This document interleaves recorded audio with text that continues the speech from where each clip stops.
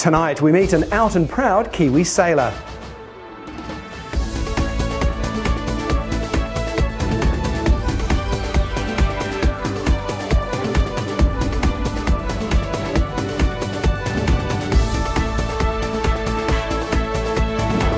Kia ora and welcome to the show. I'm Andrew Whiteside. My guest is Harry Harris. He's a gay man and a Chief Petty Officer in the New Zealand Navy.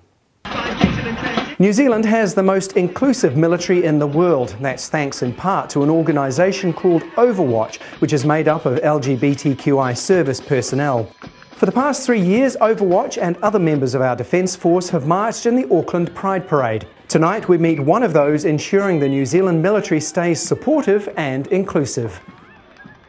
So I'm going to call you Harry. Welcome, Harry, to the show. Thank you. Now, your name's Brad, really, but your surname's Harris. That seems to be kind of a naval tradition, doesn't it? It is. It sticks with you from initial training. You'll join the establishment and you'll be called your last name for the first, essentially, 3 months of your career.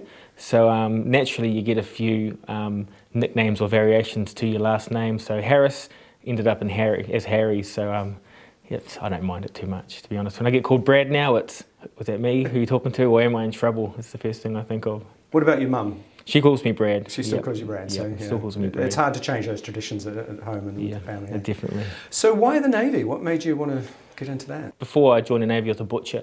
So to me, was that it for me? Did I want to be a butcher? Did I want to be a butchery manager for the rest of my life? So I always hoped for wider horizons, and the Navy was a get out of Oamaru card for me. So filled in the paperwork and I was in. Now there's been big changes in the military over the years. After homosexual law reform, of course, they started looking at safe ships and also inclusiveness of allowing people to come out. What's been your experience since you joined? When I came out of the closet, when I came out in the military, how the Defence Force handled it was the learning process for them as well. So as I was coming out, the Defence Force was learning how they can best manage this, and I went through step by step with them, so as many others who have done the same thing as me. But there were a lot of challenges. I was the first naval same-sex male couple to have service housing and de facto benefits, which was a huge step for the Navy. And it was really, they were very accepting, very understanding, and a lot of processes changed as a result of me going through my sort of transition from being straight to gay within the forces. So. Did you ever have any negativity from your fellow servicemen at all? I think like any organisation, whether it be military or society, there's always the 3% that are either really with you or really against you. And yes, there were some people who were negative and there were some people who were really positive, but the majority of people have been fully supportive. And we're in an organisation now where you can't be the 3% who are the haters, you know, so now it's a good place to be as far as being out and proud of the Navy. And of course now there are transgender people who are open and proud in the Navy as well. What do you think has led to this shift? Yes, you've been a part of that through your communications with them, but do you have a sense of why the Navy in particular is accepting, has gone through this and been willing to go through this process? To be honest, I think it's a sign of the times, the generation shift. We've got an accepting culture within our services now, and to be honest, another reason why it's been so smooth, it's the pioneers who have started this off before me, the likes of Stu Pearce, who was the former chair of NZDF Overwatch, the support network for our LGBTQi community, and within the Defence Force. He did a lot of work getting this up and running to create a network that supported its GLBTI people, and also the transgender community who have transitioned through the Defence Force, and also, much like me, they've shared their journey with the Defence Force. It's pioneers like that have set us up to where we are now.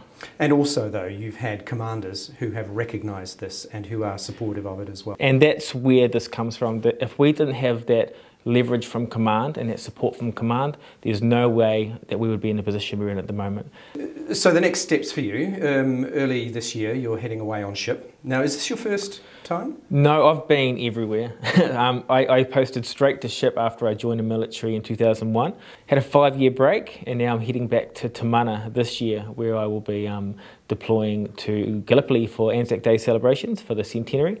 And on completion of that, I'll be heading up to for anti-piracy operations before returning hopefully mid-August. So a big year for me, an exciting year. I'm looking very forward to it. Now you're in a relationship. How do you manage 6 months apart? Because that's quite difficult. It is, and I've had about a month and a half notice already before deploying, and he's been great. So we've talked about what we're going to do, how we're going to keep in touch, and the ships are really modern and up to date when it comes to communication. So I'll be able to ring most days, I'll be able to email, and ideally I'll be able to fly him to some place mid-trip so we can spend some time together, because 6 months is a long time, but he knows he's a Navy husband, so it comes with the job really, so and he's very accepting of that. You brought up the technology aspect. Can you Facebook? Are you allowed to do that, or is that kind of? Do you know, the funny thing is I haven't been to sea for so long. I don't know what they've got now. I know we can email and we have internet access, but I don't think we've got the speeds that would allow us to FaceTime just yet. Yeah, and I wonder things like Facebook and so on, whether you can, whether there's a security risk.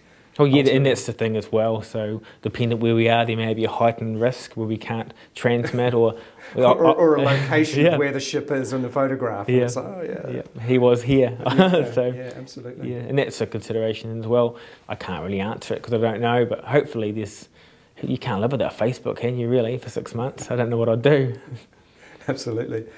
Do you think there's a chance for the New Zealand Defence Force and New Zealand generally then to act almost like a role model? Because there's obviously lots of countries where it's still unsafe to be gay, and countries in the West who are still grappling with servicemen who are gay in the military. The Hague Centre of Strategic Studies, a think tank based in the Netherlands, conducted a survey of inclusiveness amongst militaries around the world. And we came first. Out of all the countries in the world, New Zealand military was the most inclusive. So that goes to show where we are comparative to the rest of the world. So we really, or I see us as pioneers in that field, which is great.